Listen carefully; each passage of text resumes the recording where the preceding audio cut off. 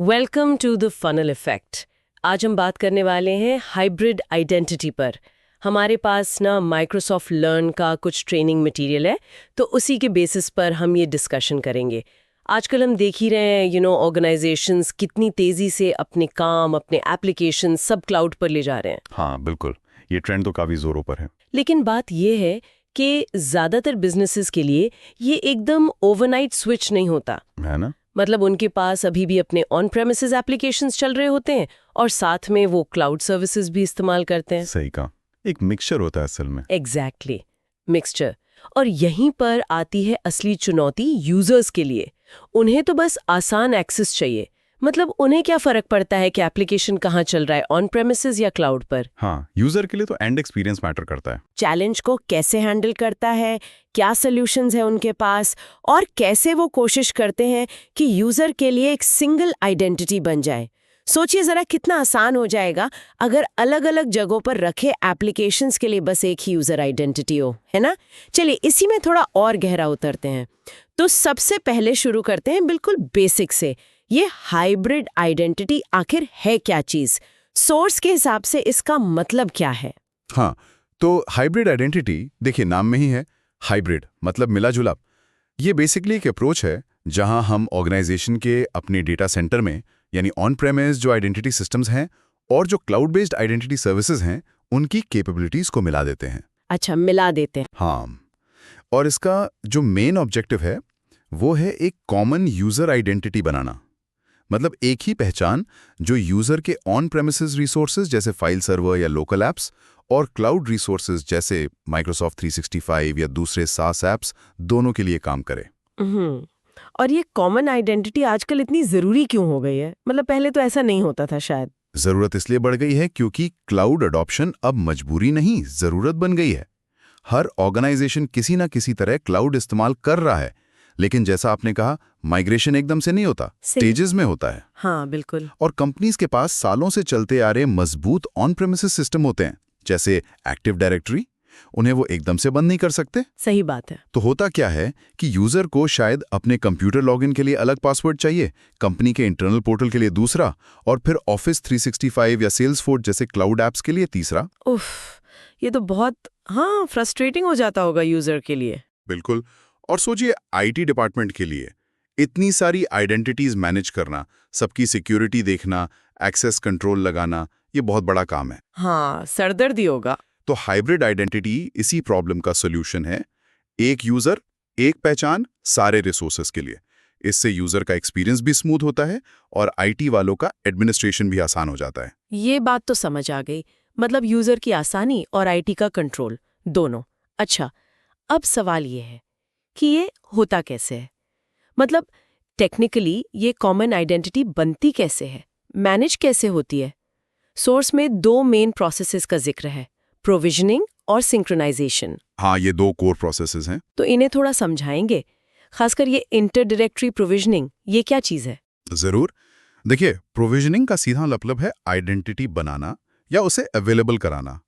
अब inter directory provisioning मतलब एक डायरेक्टरी सिस्टम से, जैसे आपका ऑन प्रेमिसेस एक्टिव डायरेक्टरी, उससे दूसरे डायरेक्टरी सिस्टम में, जैसे क्लाउड वाला माइक्रोसॉफ्ट एंट्रा आईडी, पहले एज्योर एडी कहलाता था, उसमें आइडेंटिटी ऑब्जेक्ट बनाना।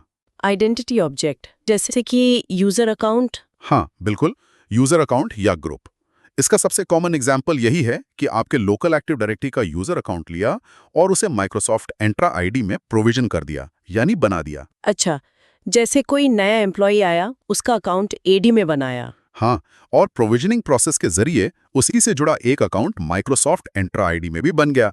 अब वो एम्प्लॉय माइक्रोसॉफ्ट 365 जैसी क्लाउड सर्विसेज एक्सेस कर पाएगा उसी पहचान से। ओके, तो प्रोविजनिंग वो पहला स्टेप हुआ जिससे आइडेंटिटी दूसरे सिस्टम में पहुंच गई।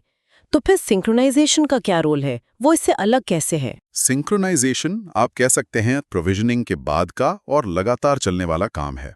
एक बार आइडेंटिटी बन गई तो उसे ताज़ा रखना, अप टू डेट रखना भी तो ज़रूरी है ना। हाँ बिल्कुल, इन्फॉर्मेशन बदलती रहती है। एग्जैक्टली। तो सिंक्रोनाइजेशन ये पक्का करता है कि ऑन प्रेमिसेस डायरेक्टरी जैसे एडी और क्लाउड डायरेक्टरी जैसे माइक्रोसॉफ्ट एंट्रा आईडी के बीच जो आइडेंटिटी इन्फॉर्मेशन है वो कंसिस्टेंट रहे, मतलब एक जैसी रहे, मेल खाती रहे। जैसे कोई उदाहरण? मान लीजिए किसी यूजर का डिपार्टमेंट बदल गया, या उसका फोन नंबर अपडेट हुआ, या शायद उसका अकाउंट ऑन प्रेमिसेस एडी में डिसेबल कर दिया गया। सिंक्रोनाइजेशन प्रोसेस इन चेंजेस को पकड़ता है और क्लाउड वाली आइडेंटिटी में भी रिफ्लेक्ट कर देता है। अच्छा। अगर सिंक्रोनाइजेशन ना हो तो आपकी क्लाउड आइडेंटिटी में पुरानी या गलत जानकारी रह सकती है। इससे एक्सेस में दिक्कतें आ सकती हैं, या वर्स सिक्योरिटी रिस्क्स पैदा हो सकते हैं। हाँ, ये तो है। तो एक तरह से प्रोविजनिंग जन्म देता है आइडेंटिटी को दूसरी दुनिया में, और सिंक्रोनाइजेशन उसका जीवन बनाए रखता है, उसे रेलेवेंट रखता है। ये दोनों प्रोसेस मिलकर ही हाइब्रिड आइडेंटिटी को प्रैक्टिकल और यूजफुल बनाते हैं। ये तो काफी जरूरी लगता है कि ये दोनों साथ में काम करें, आइडेंटिटी बनाना और फिर उसे कंसिस्टेंट रखना। अच्छा, अब यहाँ एक इंटरेस्टिंग मोड आता है। सोर्स मटेरियल एक खास टूल पर फोकस करता है, माइक्रोसॉफ्ट इंट्रा क्लाउड सिंक। इसका क्या काम है और ये इन प्रोसेसेस से कैसे जोड़ा है? हाँ, माइक्रोसॉफ्ट इंट्रा क्लाउड सिंक ये माइक्रोसॉफ्ट के हाइब्रिड आइडेंटिटी सॉल्यूशन स्टैक का एक अहम हिस्सा है, और इसका मेन काम वही है जो हमने अभी डिस्कस किया।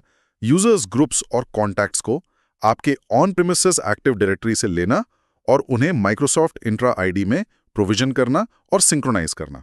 ओके। मतलब ये हाइब्रिड आइडेंटिटी के गोल्स को पूरा करने के लिए ही डिजाइन किया गया टूल है। लेकिन मेरा एक सवाल है, माइक्रोसॉफ्ट के पास पहले से भी तो सिंक्रोनाइजेशन टूल्स थे। मुझे याद है एज़्योर एडी कनेक्ट करके कुछ था। तो फिर इस क्लाउड सिंक की क्या जरूरत पड़ी? इसमें ऐसा क्या खास है? बिल्कुल सही सवाल है। हाँ, एज़्योर एडी कनेक्ट काफी समय से है और वो अभी भी इस्तेमाल होता है, लेकिन क्लाउड सिंक को कुछ खास सिनेरियोज और फायदा दिमाग में रखकर बनाया गया है। अच्छा, जैसे कि? इसकी सबसे बड़ी खासियत है इसका आर्किटेक्चर। ये माइक्रोसॉफ्ट एंट्रा क्लाउड प्रोविजनिंग एजेंट नाम के एक कंपोनेंट का इस्तेमाल करता है। ये ना एक बहुत ही लाइट वेट सॉफ्टवेयर एजेंट है। लाइट वेट मतलब? कम रिसोर्सेज लेता है। हाँ बिल्कुल, इसे चलने के लिए बहुत कम सिस्टम रिसोर्सेज चाहिए। आप इसे अपने एक या ज्यादा ऑन प्रेमिसेस विंडोज सर्वर पर इंस्टॉल करते हैं। ये सर्वर आपका डोमेन कंट्रोलर भी हो सकता है, या उससे अलग भी, या फिर किसी IaaS वर्चुअल मशीन में भी डाल सकते हैं। ओके, ये एजेंट आपके लोकल एक्टिव डायरेक्टरी और क्लाउड में माइक्रोसॉफ्ट एंट्रा आईडी के बीच, समझ लीजिए एक पुल, एक ब्रिज की तरह काम करता है। अब जो सबसे खास बात है वो ये कि इस एजेंट की सारी कॉन्फ़िगरेशन और मैनेजमेंट क्लाउड से होती है, माइक्रोसॉफ्ट एंट्रा आईडी पोर्टल के जरिए। अरे वाह, मतलब एजेंट जमीन पर और कंट्रोल आसमान से। हाँ, कुछ ऐसा ही। जबकि पुराना वाला टूल एज़्योर एडी कनेक्ट वो ज्यादा मोनोलिथिक है, उसकी कॉन्फ़िगरेशन ज्यादातर उसी सर्वर पर होती है जहां वो इंस्टॉल होता है। तो क्लाउड सिंक के इस अप्रोच का फायदा क्या हुआ? इसके कई फायदे हैं। एक तो सेटअप और मेंटेनेंस आसान हो जाता है। आपको ऑन प्रेमिसेस में कोई भारी भरकम सिंक्रोनाइजेशन इंजन चलाने की जरूरत नहीं पड़ती। दूसरा, ये उन सिनेरियोज के लिए बहुत यूजफुल है जहां शायद कनेक्टिविटी चैलेंजेस हों, या जहां कंपनीज अपने एडी फॉरेस्ट को सीधा माइक्रोसॉफ्ट एंट्रा आईडी से कनेक्ट करना चाहती हों बिना किसी कॉम्प्लेक्स टोपोलॉजी के। ये डिसकनेक्टेड एडी फॉरेस्ट से सिंक करने जैसे यूज केसेस को भी सपोर्ट करता है, जो एज़्योर एडी कनेक्ट के लिए ज्यादा मुश्किल हो सकता है। तो कुल मिलाकर ये ज्यादा फ्लेक्सिबल और मैनेज करने में आसान है, खासकर कुछ स्पेसिफिक सिचुएशंस में। अच्छा, तो ये एजेंट वाला अप्रोच इसे ज्यादा फ्लेक्सिबल और मैनेज करने में आसान बनाता है, क्योंकि कॉन्फ़िगरेशन क्लाउड में है। ये तो वाकई एक स्मार्ट तरीका लगता है। सोर्स में एक और टेक्निकल टर्म का जिक्र है, SIEM, SCIM। ये क्या है और माइक्रोसॉफ्ट एंट्रा क्लाउड सिंक के कॉन्टेक्स्ट में इसका क्या इंपॉर्टेंस है? सिम, हाँ, ये एक बहुत ही इंपॉर्टेंट स्टैंडर्ड है आजकल, खासकर जब हम अलग अलग सिस्टम्स के बीच आइडेंटिटी इंफॉर्मेशन एक्सचेंज की बात करते हैं। सिम का पूरा नाम है system for cross domain identity management. System for cross domain identity management, ठीक है। ये एक ओपन स्टैंडर्ड है। इसे डिजाइन किया गया है आइडेंटिटी डेटा के एक्सचेंज को ऑटोमेट करने के लिए, ताकि वो अलग अलग आइडेंटिटी डोमेन्स के बीच आसानी से फ्लो कर सके। ओके, और क्लाउड सिंक से इसका क्या लेना देना? लेना देना ये है कि जो प्रोविजनिंग एजेंट हमने अभी डिस्कस किया, वो माइक्रोसॉफ्ट एंट्रा आईडी के साथ बात करने के लिए, कम्युनिकेट करने के लिए इसी SCIM स्टैंडर्ड का इस्तेमाल करता है। अच्छा। हाँ, जब एजेंट को ऑन प्रेमिसेस एडी से कोई यूजर या ग्रुप मिलता है जिसे उसे माइक्रोसॉफ्ट एंट्रा आईडी में प्रोविजन करना है या अपडेट करना है, तो वो SCIM फॉर्मेट में रिक्वेस्ट भेजता है माइक्रोसॉफ्ट एंट्रा आईडी को। इसी तरह जब कोई अकाउंट हटाना होता है, यानी डी प्रोविजन करना होता है, उसके लिए भी SCIM का ही इस्तेमाल होता है। तो SCIM एक तरह की कॉमन लैंग्वेज हो गई। जिससे ये एजेंट और माइक्रोसॉफ्ट एंट्रा आईडी आपस में बात करते हैं आइडेंटिटीज को मैनेज करने के लिए। बिल्कुल सही पकड़ा आपने। इसे आप आइडेंटिटी मैनेजमेंट की दुनिया का एक तरह का एपीआई स्टैंडर्ड समझ सकते हैं। SCIM का मेन मकसद है यूजर और ग्रुप प्रोविजनिंग को ऑटोमेट और सिंप्लीफाई करना। अगर दो सिस्टम स्किम को सपोर्ट करते हैं तो उनके बीच आइडेंटिटी डेटा एक्सचेंज करना बहुत आसान हो जाता है। आपको हर सिस्टम के लिए अलग-अलग कस्टम कनेक्टर्स बनाने की जरूरत नहीं पड़ती। अच्छा, ये तो बढ़िया है, मतलब इंटरऑपरेबिलिटी बढ़ जाती है। एग्जैक्टली, इंटरऑपरेबिलिटी बढ़ती है। और अगर हम इसे थोड़ा बड़े पर्सपेक्टिव में देखें तो स्किम तेजी से यूजर प्रोविजनिंग के लिए इंडस्ट्री का डी फैक्टो स्टैंडर्ड बनता जा रहा है। बहुत सारी SaaS एप्लीकेशंस और आइडेंटिटी प्रोवाइडर्स इसे सपोर्ट करते हैं। इससे हाइब्रिड और मल्टी क्लाउड एनवायरनमेंट्स में आइडेंटिटी मैनेजमेंट काफी हद तक स्टैंडर्डाइज्ड हो जाता है। तो ये माइक्रोसॉफ्ट एंट्रा क्लाउड सिंक की एफिशिएंसी और कंपैटिबिलिटी में एक बहुत इंपॉर्टेंट रोल निभाता है। समझ गई। तो SCIM वो गोंद है जो अलग अलग आइडेंटिटी सिस्टम्स को आसानी से चिपकाता है, कम से कम प्रोविजनिंग के मामले में तो है ही। तो अगर हम अब तक की सारी बातों को जोड़ने की कोशिश करें तो कहानी कुछ ऐसी बनती है। ऑर्गेनाइजेशंस के पास ऑन प्रेमिसेस और क्लाउड दोनों तरह के एप्लीकेशंस हैं, जिससे यूजर्स के लिए एक्सेस मुश्किल हो जाता है। इस मुश्किल को हल करने के लिए सिंगल कॉमन आइडेंटिटी की जरूरत महसूस होती है। बिल्कुल। माइक्रोसॉफ्ट जैसे वेंडर्स हाइब्रिड आइडेंटिटी सॉल्यूशंस लाते हैं। इन सॉल्यूशंस के पीछे मेन टेक्निकल प्रोसेसेस है प्रोविजनिंग और सिंक्रोनाइजेशन। सही। इन प्रोसेसेस को इम्प्लीमेंट करने और आसान बनाने के लिए माइक्रोसॉफ्ट एंट्रा, क्लाउड सिंक जैसे टूल्स आते हैं जो लाइट वेट एजेंट्स और क्लाउड कॉन्फ़िगरेशन का इस्तेमाल करते हैं। और ये टूल्स दूसरे सिस्टम्स के साथ आसानी से इंटीग्रेट हो सकें, इसके लिए SCIM जैसे ओपन स्टैंडर्ड्स का यूज होता है। क्या मैंने सही समझा ये पूरी चेन? बिल्कुल, आपने एकदम सही तरीके से समराइज किया है। यही पूरी चेन है जो एंड यूजर तक वो सीमलेस एक्सेस पहुंचाने में मदद करती है, जिसकी हम बात कर रहे थे। ग्रेट। अब ये सारी टेक्निकल जानकारी, ये कॉन्सेप्ट्स जैसे provisioning, sync, Entra ID, SIM, cloud sync, ये सब किसी लर्नर के लिए जो शायद IT में अपना करियर बना रहा है या क्लाउड टेक्नोलॉजीज को समझ रहा है, उसके लिए कैसे यूजफुल हो सकती है? इसका प्रैक्टिकल रेलेवेंस क्या है? इसकी रिलेवेंस बहुत ज़्यादा है। देखिए, पहली बात तो ये कि आज का IT लैंडस्केप है ही हाइब्रिड। ये अब कोई एक्सेप्शन नहीं, रूल है। तो किसी भी IT प्रोफेशनल के लिए ये समझना बहुत ज़रूरी है कि ऑन प्रेमाइसेस और क्लाउड दुनिया एक साथ कैसे काम करती हैं, खासकर आइडेंटिटी और एक्सेस मैनेजमेंट के लिहाज से। हाँ, ये तो है। ये जानकारी उन्हें रियल वर्ल्ड इंफ्रास्ट्रक्चर को समझने में मदद करती है।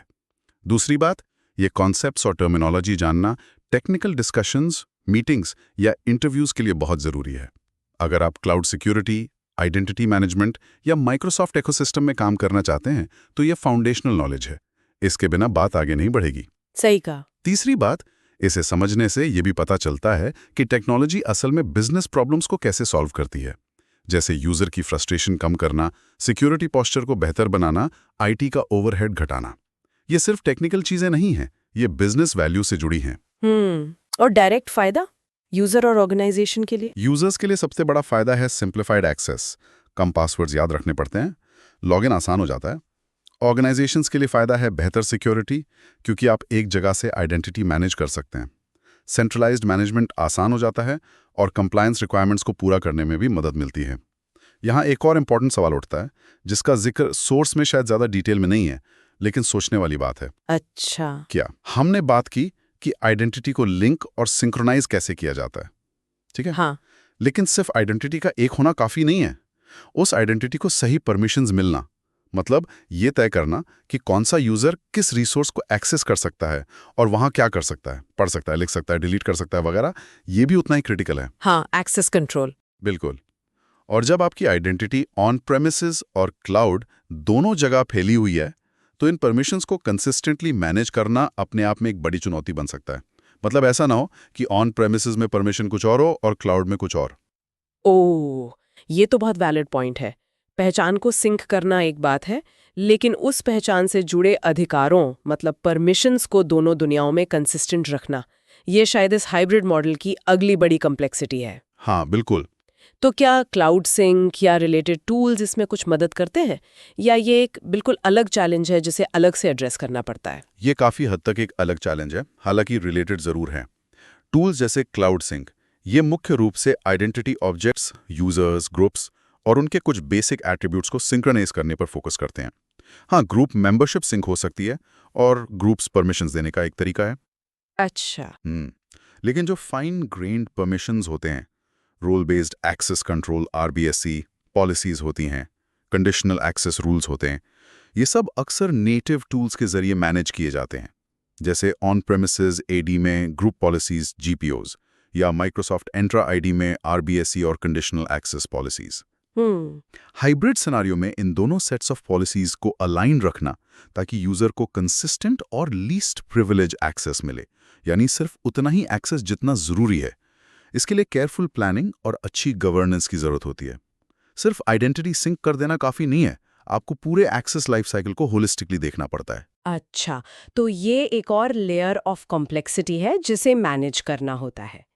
ठीक है, तो संक्षेप में कहें, आज हमने ये समझा कि हाइब्रिड आइडेंटिटी, जिसे माइक्रोसॉफ्ट एंट्रा क्लाउड सिंक जैसे टूल्स और SIEM जैसे स्टैंडर्ड सपोर्ट करते हैं, उन ऑर्गेनाइजेशंस के लिए एक बेहद ज़रूरी ब्रिज का काम करती है, जो अपने IT फुटप्रिंट को ऑन प्रेमाइसेस से क्लाउड की तरफ बढ़ा रहे हैं। बिल्कुल। ये यूजर्स को एक यूनिफाइड और सीमलेस एक्सेस एक्सपीरियंस देने का प्रयास है, चाहे रिसोर्स कहीं भी होस्टेड हो। ये कॉम्प्लेक्सिटी को छुपाकर यूजर के लिए चीजें आसान बनाता है। एकदम सही। और जैसा कि हमने देखा ये सोर्स मटेरियल में हाइब्रिड आइडेंटिटी सिंक्रोनाइजेशन के कैसे, हाउ को समझने में अच्छी मदद करता है। Provisioning, synchronisation, cloud sync agent, SIEM standard, ये सब। लेकिन जो ऑर्गेनाइजेशन इसे इम्प्लीमेंट कर रहे हैं या करने की सोच रहे हैं, उनके लिए सोचने वाली अगली बातें क्या हो सकती हैं? हाँ, ये इंटरेस्टिंग है। एक तो वही जो हमने अभी डिस्कस किया, इन जुड़ी हुई आइडेंटिटीज में परमिशंस के जटिलता का प्रबंधन कैसे किया जाए। क्या आपके ऑन प्रेमाइज परमिशन मॉडल्स और क्लाउड परमिशन मॉडल्स आपस में मेल खाते हैं या उनमें कॉन्फ्लिक्ट है? ये पहला पॉइंट। दूसरा विचारणीय बिंदु है इस हाइब्रिड मॉडल का भविष्य। जैसे जैसे ज्यादा एप्लीकेशंस और सर्विसेज नेटिवली क्लाउड पर डेवलप हो रहे हैं या माइग्रेट हो रहे हैं, क्या हाइब्रिड आइडेंटिटी हमेशा के लिए रहेगी या धीरे धीरे ऑर्गेनाइजेशंस पूरी तरह से क्लाउड नेटिव आइडेंटिटी की तरफ बढ़ेंगे, जैसे सिर्फ माइक्रोसॉफ्ट एंट्रा ID पे निर्भर होना, जहां ऑन प्रेमाइज डिपेंडेंसी कम होती जाएगी? ये भी सोचने वाली बात है। हाँ, इस ट्रांजिशन का रोड मैप क्या होगा और उसके सिक्योरिटी इम्प्लीकेशंस क्या होंगे? ये कुछ ऐसे सवाल हैं जिन पर आगे विचार करना महत्वपूर्ण होगा, जो इस फाउंडेशनल नॉलेज पर बिल्ड करते हैं। बिल्कुल, ये आगे की सोच के लिए अच्छे पॉइंट्स हैं। Thank you for watching the funnel affair.